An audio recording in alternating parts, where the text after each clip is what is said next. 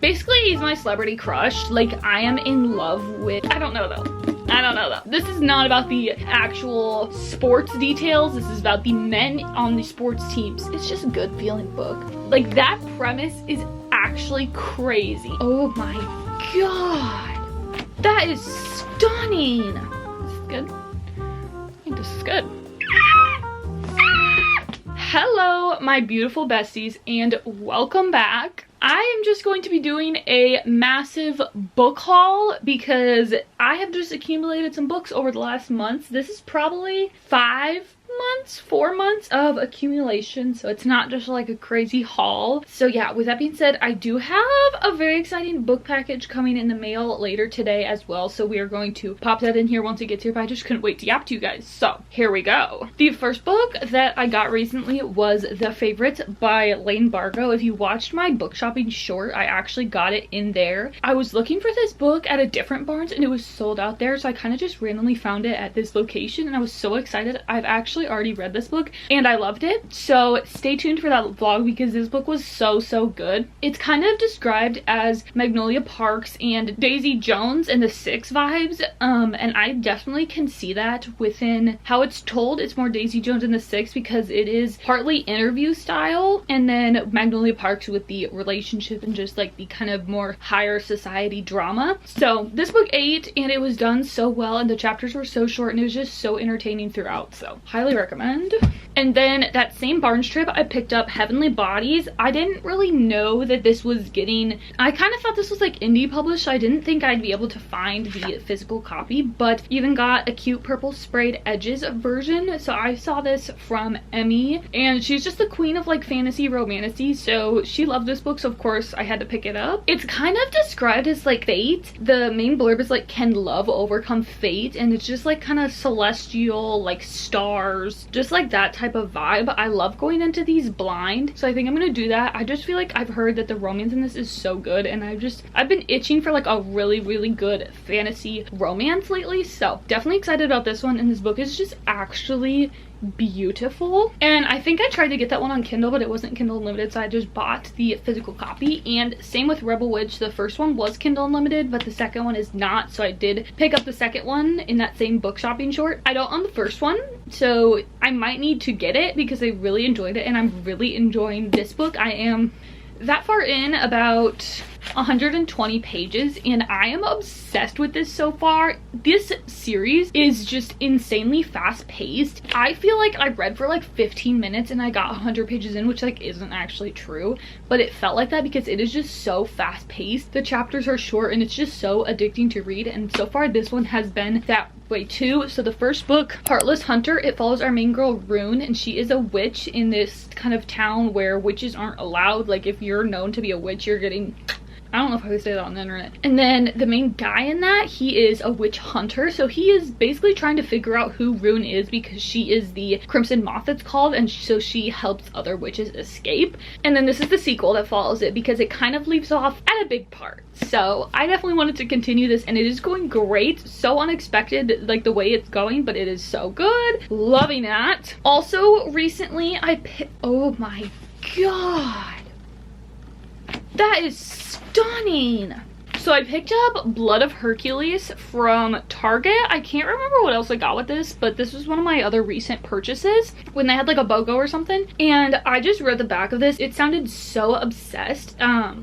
It sounded so, what? I was so obsessed. It looks like she's forced to attend a Spartan War Academy and it's like Greek mythology, and when I was younger I loved Greek mythology. Like I wasn't like super knowledgeable about it, but like I read Goddess Girls, is that what it's called? I was obsessed with Percy Jackson, and then just like in school when we learned about Greek mythology, I ate that shit up. So I'm really excited to maybe dive into that in a deeper level. So really excited about this. I went to start it and it said it's a dark romance, and I don't think I've read a dark romance before, so I am a little intimidated, but I have heard that this isn't like that dark, and like the cover, it doesn't look that dark, right? So I do think this could be a good starting point if I do end up wanting to dip my toes more into dark romance, because to me it doesn't seem that dark. What do I know though? Literally, what do I know? So really excited about this one, and I'm really excited to read it, and it is Kindle Unlimited, so definitely will hopefully be getting to this soon. Okay, there's kind of a story behind this. I could really tell a story about all of these, like certified yapper. So I ordered this online from Target, Matthew McConaughey's memoir book, because basically he's my celebrity crush. Like, I am in love with 2006 How to Lose a Guy in 10 Days era Matthew McConaughey, like obsessed. Okay, I was at a Super Bowl party and I was getting food. I heard his voice on a TV in an ad. I go, Matthew? So yeah, basically I'm in love with him and want to learn more. That's that. But oh, the story behind, I forgot to tell you guys the story behind this. Sorry, I'm not looking at shirtless pictures of Matthew McConaughey. Anyway, so I ordered this online from Target, and online, they only apparently had the Spanish version online.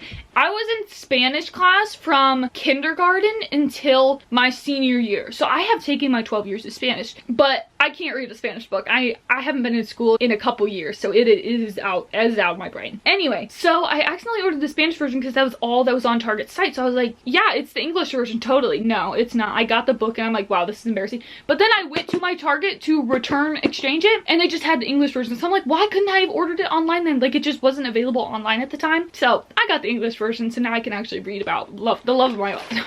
I obviously already read this, which go watch my vlog if you haven't, because this book ate. This book was so good, and I really want to reread this with new expectations, because I feel like my expectations kind of tarnished it a little bit, but like I still loved it. Onyx Storm, the special deluxe edition, I don't know what one technically this is. I pre-ordered it from Barnes. It was so good. This edition is stunning. The edges are stunning, so love this one. Obviously already read it, as I said. This was for Christmas. I got these. I have already read these all, but I just wanted the physical copies because like these books, like I love them so much it actually hurts. The 2nd through 4th in the Windy City series, because I have not read The Right Move because everyone said to skip it, so I skipped it. And then after seeing the guy in these books, I'm like, I don't really need to go back. I definitely think I will someday, like listen to it or something, but yeah. So this is the 2nd book, The Right Move. So this whole series is sports romances, and they're all like high level athletes, like NBA. Oh, it actually says NBA. I thought it was like some like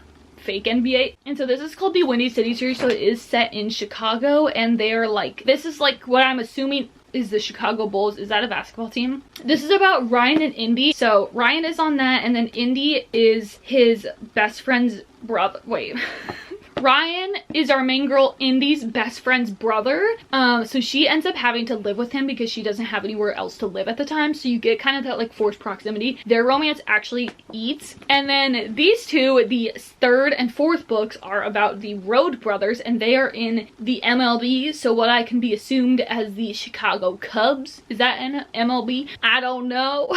But this is not about the actual sports details. This is about the men on the sports teams. So this follows Kai. He is a single dad and like the pitcher for the team. And Miller is like a very, very famous chef. And she has kind of lost her passion for cooking and like creating. So she moves back to Chicago because her dad is the coach on this baseball team. And she ends up being Kai's nanny for his son. His son is so adorable. And then this book follows Kai's brother Isaiah. He is also on the baseball team. And then Kennedy is the new like trainer on the team, or she's like on the medical staff. I can't remember exactly what she does, but they actually get married in Vegas after a drunk night. So you are following what happens after that. This book was so fun. This whole series is just like such a 5-star series, and I actually cannot wait for the 5th one. Liz Tomford, if you are watching this, I will beg on my hands and knees for an arc. I will do anything.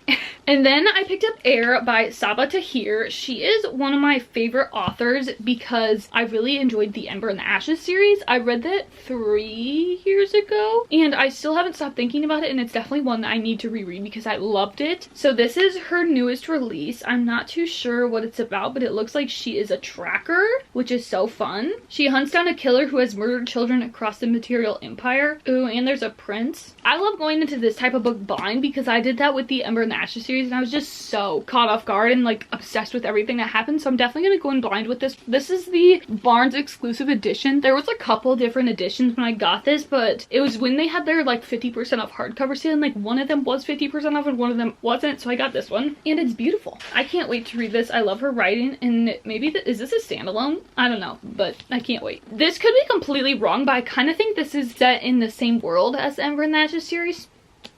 Don't quote me on that at all. And then I picked up Lore Olympus Volume 1 by Rachel Smith. I did read part of this. I got like that far in, and I just put it down because I felt like I wasn't really in the mood for something like this. But again, like I said, I was really into Greek mythology when I was younger. I think it's about Hades and Persephone. Really excited about this one because I read Heartstopper, which is a graphic novel, and I really enjoyed it. So I wanted to pick up another one. I just think I need to get used to the just like style and like being better at absorbing the information through the images. I'm excited about this one. I haven't really been in the mood to continue it, but I definitely will because this series is just so well talked about. And then I think I bought this in my fall vlog, even like on my birthday. So this was kind of described as like Caraval Phantasma vibe, and I bought this when I was reading Phantasma, or like about to, or I had just read it. So this was really intriguing to me because it's about just like a magical hotel, and I've really enjoyed Caraval and Phantasma and just the settings of those especially. So I wanted to pick this one up to read something else with that same vibe, and I think it's just like a standalone, and it was the Barnes monthly pick, so wanted to give this a try. And then this book I had my eye on for a while before I finally bought it because it is a hardcover, so you know hardcovers are more expensive, so I was just waiting for like a deal to come around, so I finally got it. This is by Karen M. McManus. She is a YA mystery thriller author, and I have read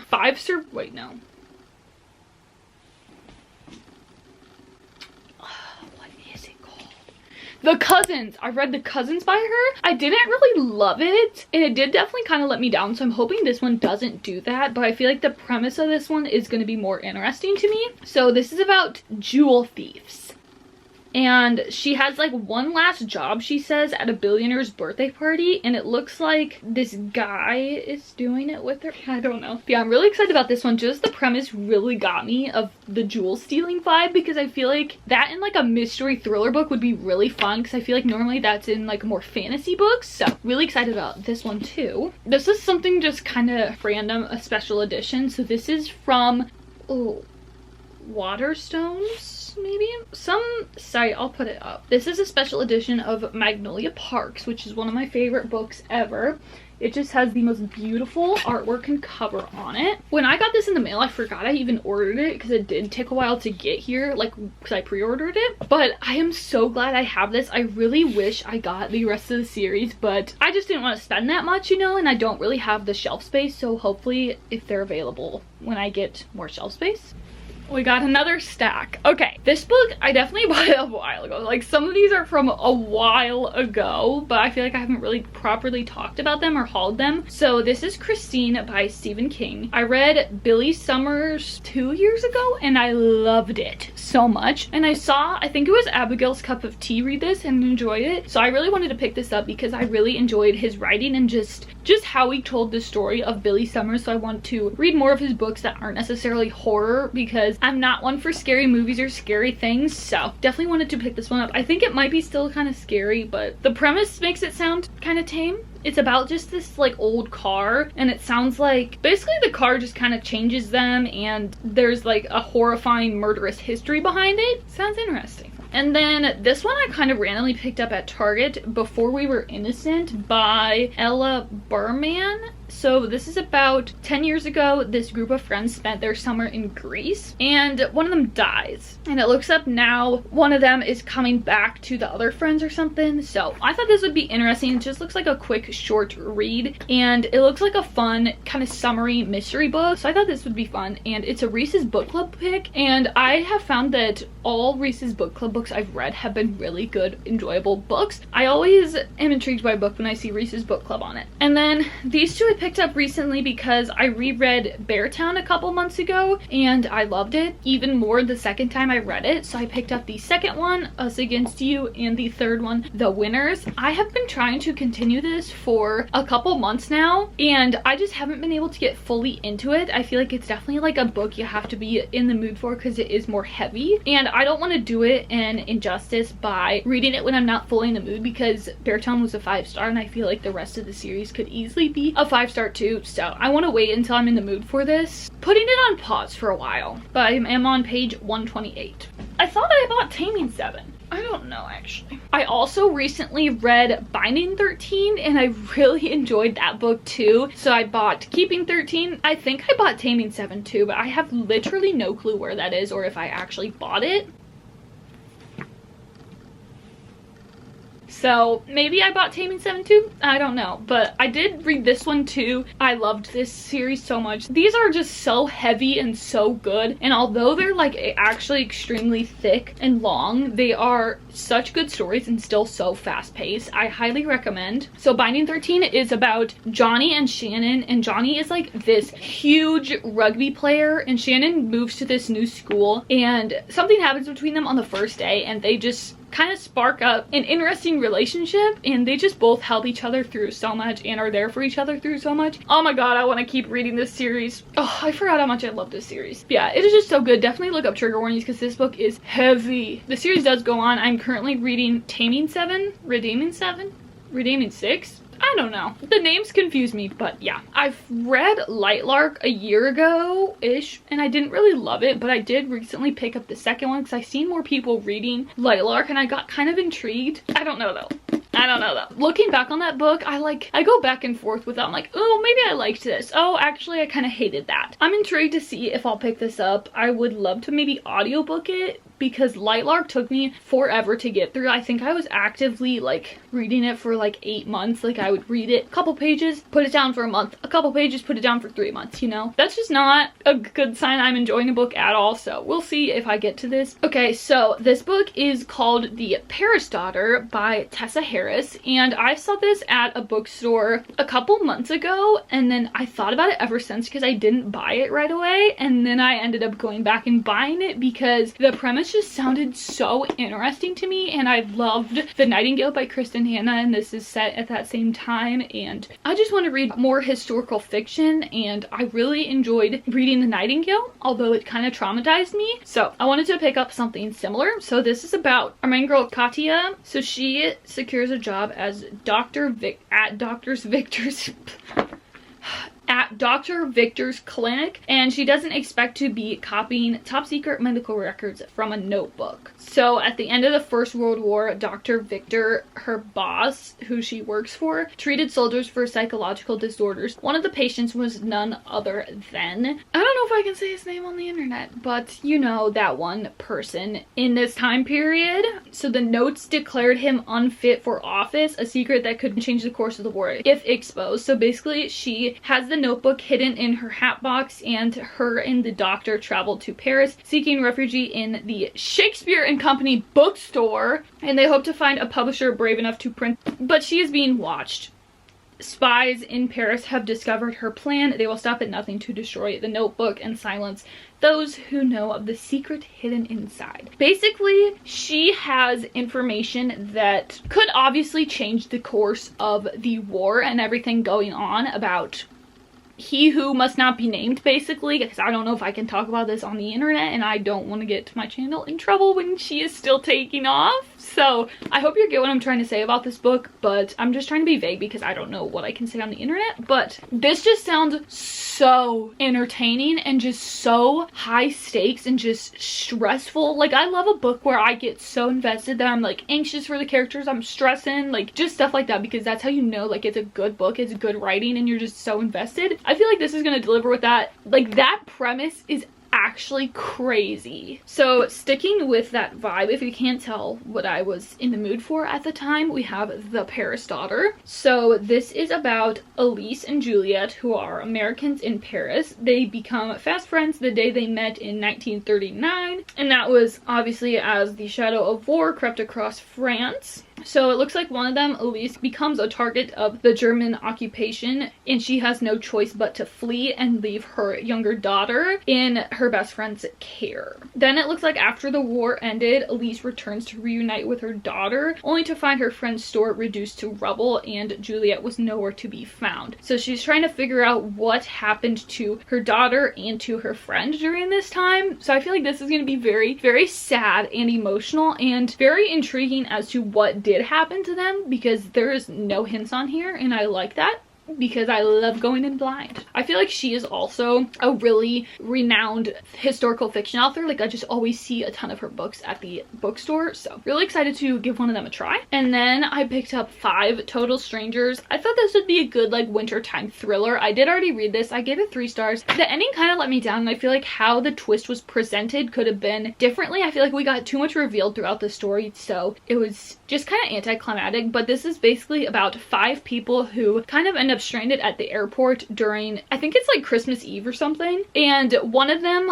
is like, I'm gonna rent a car, do you guys want to drive back with me and I'll drop you off? So they try and drive through this massive snowstorm to get home, and basically no one's who they seem. You can't really trust any of them, so you're trying to figure out what is going on, and also just the thrilling aspect of them trying to beat a massive blizzard home. This was interesting. It was definitely a good like winter thriller, but it wasn't something that really stuck with me or that really caught me super off guard. There was definitely some weird things, but yeah. The last book I picked up was Hearts Overboard by Becky Dean. I read one by her a couple of summers ago. I'll put it here. It was fun. I enjoyed it. It was set like in London, and they had to go on this scavenger hunt for their schools, like a contest. That was really fun, so I thought this one would be fun too. It looks like she's going on this Alaskan cruise, and her longtime nemesis is on the ship. It says banter-filled rivals. Oh, she said rivals, not enemies. Shout out.